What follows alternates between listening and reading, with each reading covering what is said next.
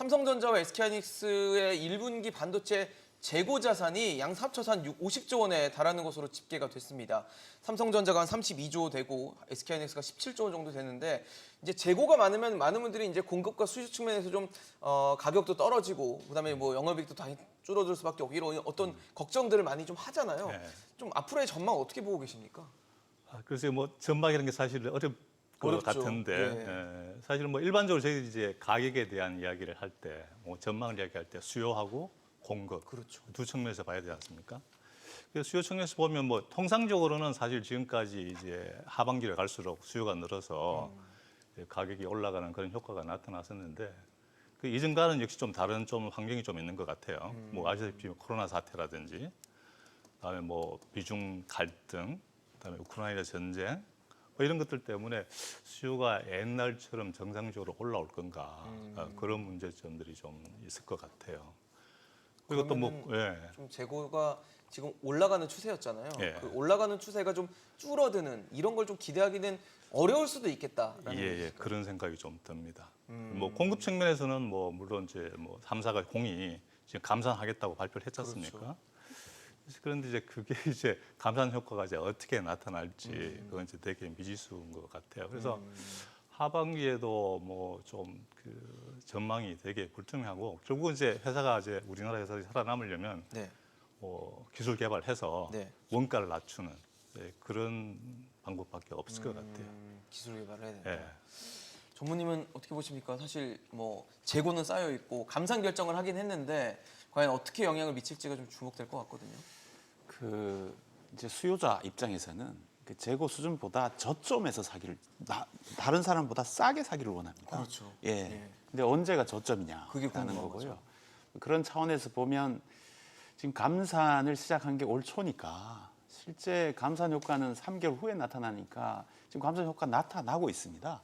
그러니까 공급자가 만들어서 공급자 창고에 쌓아놓던 게 이렇게 불어나는 비율이 점점 줄어들죠. 그 사이에 사는 사람들은 자기 창고에 있는 걸 쓰거든요. 그게 줄어들고 있습니다. 미국이나 중국이나 수요자의 창고에 재고가 점점 줄어들고 있고 언젠가는 이 사람들 사기 시작해야 돼요. 본격적으로. 누군가가 먼저 사기 시작하면 그게 저점이죠.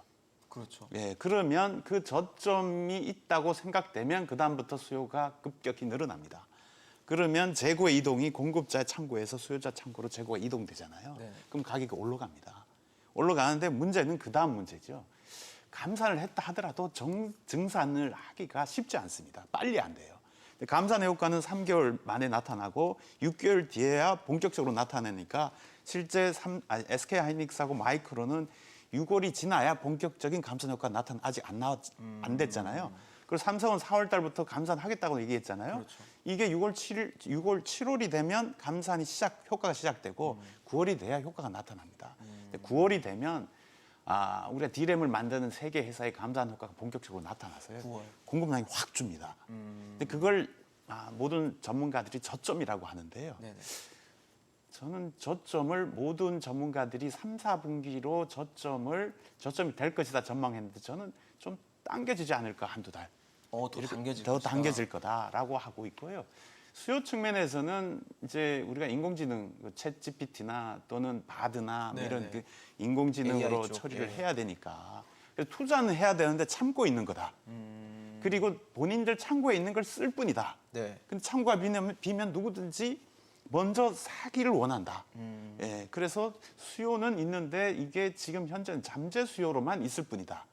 근데 이게 현실적으로 누군가는 사기 시작하면 현실적으로 수요로 바뀔 것이다.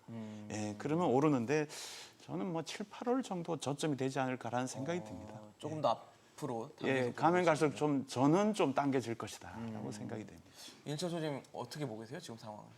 일단 이 재고가 반도체 이제 국내 빅2의 재고가 50조 원으로 사상 최대로 쌓였다라는 통계는 1분기 기준. 그러니까 3월 말 기준이거든요.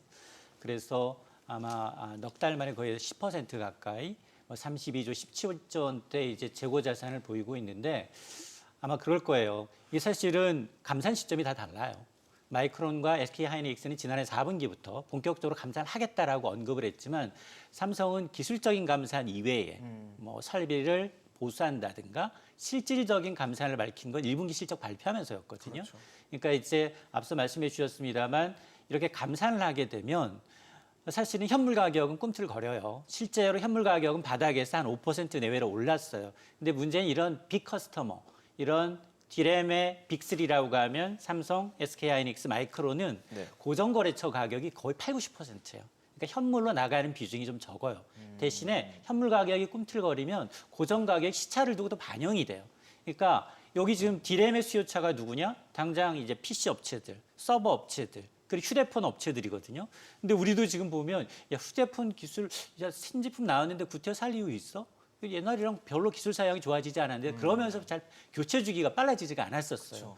그런데 현물 시장에서 반도체가 꿈틀거리고 기존에 갖고 있던 이 고객사 입장에서 야 1위 업체까지 감산에 동참을 하게 되면 야, 지금 어쨌든 싸게 들어와야 되는데 말씀하셨던 것처럼 우리 창고에도 재고가 충분히 있는데 싸게 들여오기 위해서 선 구매할 수밖에 없는 상황으로 밀릴 수밖에 없어요.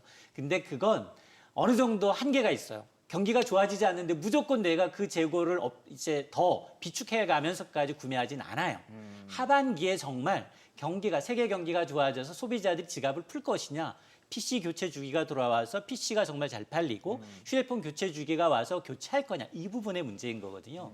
그러니까 물론 이제 뭐 대만에 있는 IT 통계 업체들은 1분기보다도 2분기에는 가격 디램이나 우리가 많이 파는 낸드 플래시 메모리의 경우에는 하락폭이 당초 예상보다 더 가혹할 수 있다라고 보고는 있거든요. 그럼에도 불구하고 외국인들이 투자하는 이유는 그거예요.